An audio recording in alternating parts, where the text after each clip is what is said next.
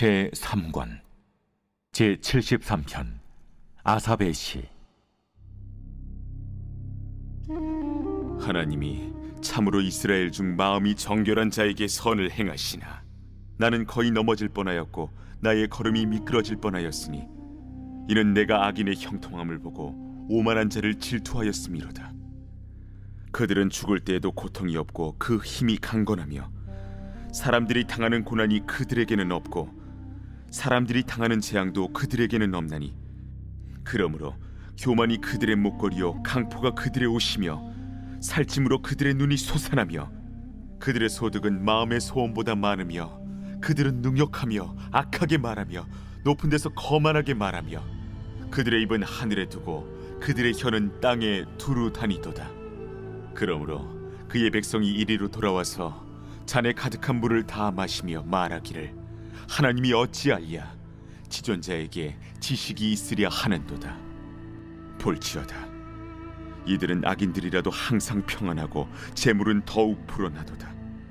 내가 내 마음을 깨끗하게 하며 내 손을 씻어 무지하다 한 것이 실로 헛되도다. 나는 종일 재난을 당하며 아침마다 징벌을 받았도다. 내가 만일 스스로 이르기를 내가 그들처럼 말하리라 하였더라면 나는 주의 아들들의 세대에 대하여 악행을 행하였으리이다. 내가 어쩌면 이를 알까 하여 생각한즉 그것이 내게 심한 고통이 되었더니. 할렐루야. 오늘 하나님의 말씀은 시편 73편 1절부터 16절까지 말씀입니다. 오늘 말씀의 제목은 내리는 비는 누구나 맞습니다 입니다. 저는 재작년 초에 가족들과 호주로 해외여행을 다녀왔습니다. 이때 비행기를 직항으로 티켓팅하지 않고 경유를 해서 비용을 좀 절감했지요. 동시에 다른 공항에 대한 경험도 할 수가 있었습니다. 근데 우리가 경험한 중국과 호주 그리고 홍콩의 공항은요, 각각 너무나 달랐습니다. 같은 비행기가 머물렀다 떠나는 공항인데도 너무 달랐어요. 먼저 저희는 인천에서 비행기를 타고 상해로 갔습니다. 상해 공항에 도착하고 안내를 받는데 복잡합니다. 먼저 짐을 찾아야 됩니다. 그리고 일단 밖으로 나가야 되죠. 그리고 핑거프린팅, 즉 지문과 사진을 찍어서 24시간짜리 입국 비자를 받아야 됩니다. 여간 까다로운 것이 아니에요. 공산국가다운 그런 폐쇄적인 분위기가 우리를 질리게 만드는데요.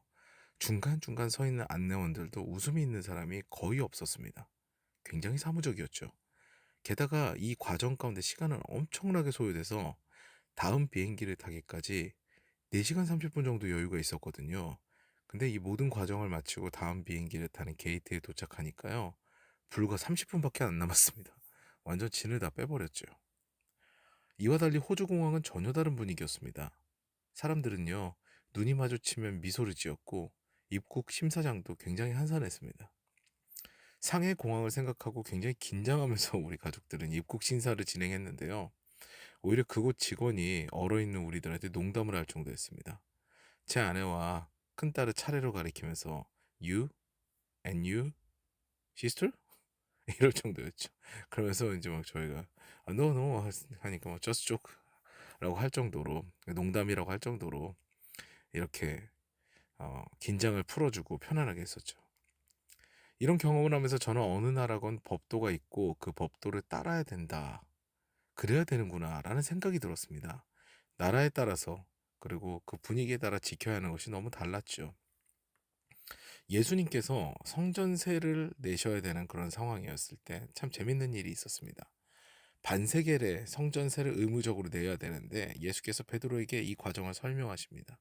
사실 나의 나라는 이 땅이 아니고 나는 하나님의 나라에 속해 있는데 지금은 이 땅에 있으니까 이 땅의 법도를 따르겠다 이러시죠. 그러면서 낚시를 하여서 처음 잡힌 물고기 입속에 한 세겔이 들어있으니 동전 한 세겔이 들어있으니 너와 나의 성전세를 치르거라 라고 말씀하십니다. 이와 같이 예수님께서도 세상의 법도와 하늘의 법도가 다름을 아셨고요. 그것을 가르치십니다. 이런 생각의 연장선상에서요. 이제 우리는 이런 생각을 해봐야 됩니다. 하나님께서 믿는 자들을 편애하신다? 라는 오해를 할 때가 있다는 것을 깨달아야 되죠. 근데 여기서 두 가지의 사실을 우리가 잘 알아야 되는 게요. 첫 번째는 앞서 말씀드린 대로 하나님께서도 이 땅의 법도에 대해 존중을 하신다는 거예요.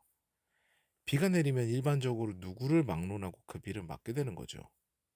그리고 두 번째로는 이런 상황에서 하나님께서는 자신의 룰을 어기지 않고 복을 내릴 수 있는 상황을 만들어서 사람을 위로하시는데 그것이 바로 아실의 조건부 축복입니다. 이와 같이 세상의 법도는요, 세상의 룰에 따라 움직입니다. 하나님이 그렇게 설계하신 거예요. 그러니 이런 상황에서 그리스도인은 시험에 들 때가 있어요.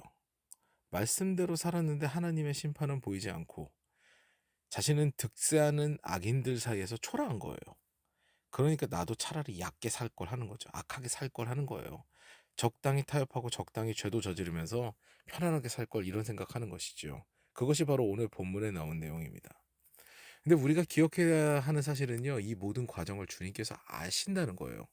오늘 본문에는 없지만 내일 큐티 본문에서는 이 부분을 자세하게 다룹니다. 이유는 이렇죠. 악인이 득세하는 것처럼 보이지만 결국은 하나님께서 심판하신다라는 고백을 합니다.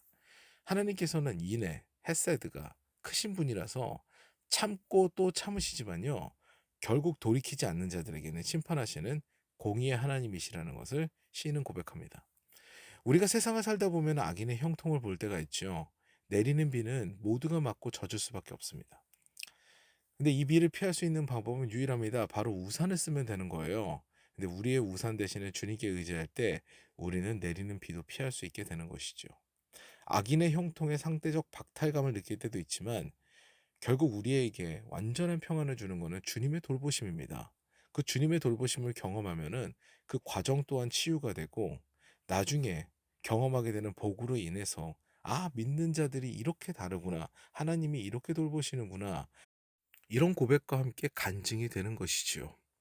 오늘도 그 치유의 주님을 만나는 더사랑 가족 여러분 되시기를 주님의 이름으로 축원합니다.